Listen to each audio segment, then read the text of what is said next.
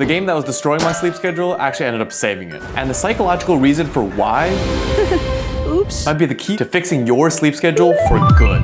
My name is Berkeley. I put over 2,500 hours into Brawl Stars, and I've spent months researching sleep psychology to break a habit that was literally destroying my life. I was trapped in a cycle of staying up late, chasing that one last win, knowing I was wrecking myself for the next day. And maybe for you it isn't Brawl Stars. It's the endless scroll of TikTok, Instagram, YouTube.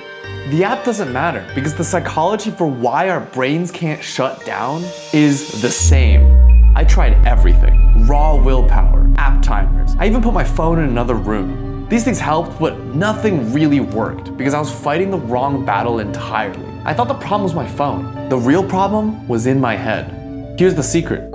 You can't sleep because your brain is still working. It's being kept awake by a powerful psychological phenomenon called the Zeigarnik effect. It's the simple idea that your brain is hardwired to obsess over incomplete tasks.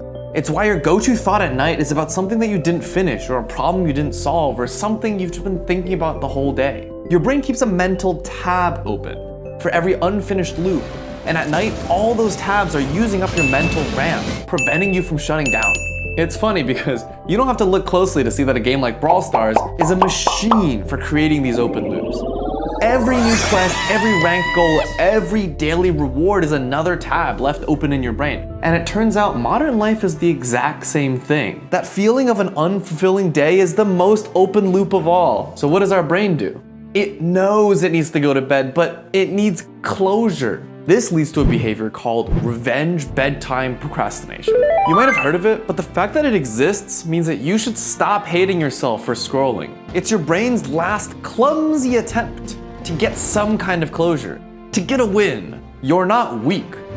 You're just wired to solve a problem. So when I understood that the enemy wasn't my phone, rather the dozens of open loops I was taking to bed with me, everything changed.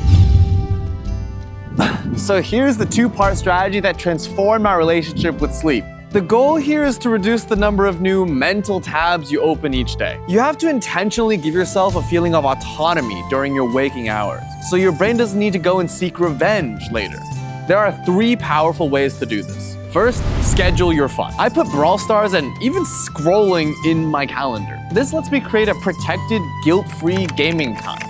Whenever I want to play, I'll just call my friend and we'll schedule a block to play it. So when the time block finishes, it becomes a completed task, closing the loop for you, as opposed to having an open one that keeps going all night. When you do this, you're essentially telling your brain, don't worry, we're going to have our fun. I'm making time for it, so you don't have to panic and steal it later. Second, recognize your choices.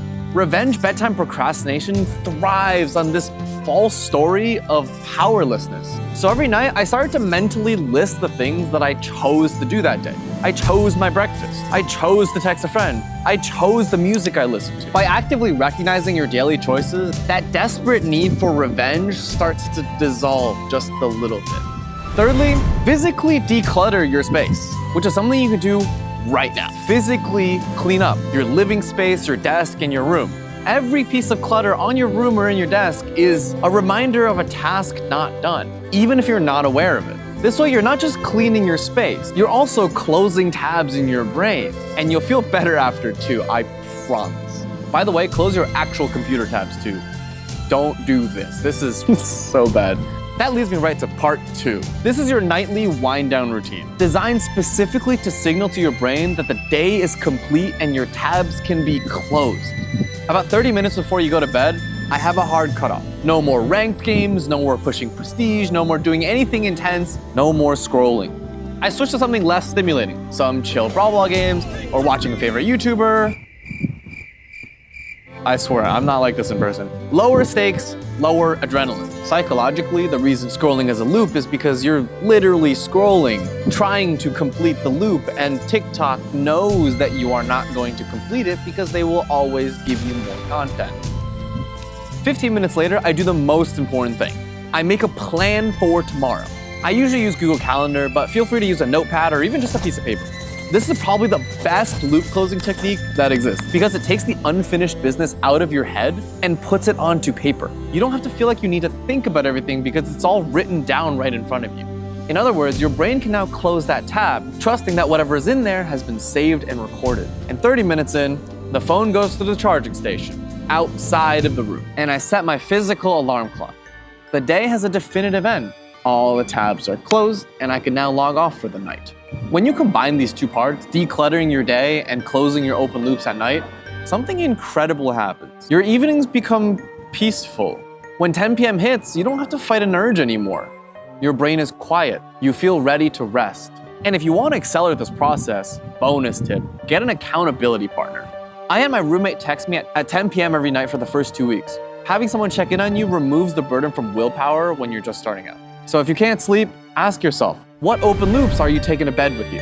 Figure out how to close them before your head hits the pillow, or whenever you can, so you can design a better solution, one that doesn't cost you your sleep, your energy, or your peace of mind.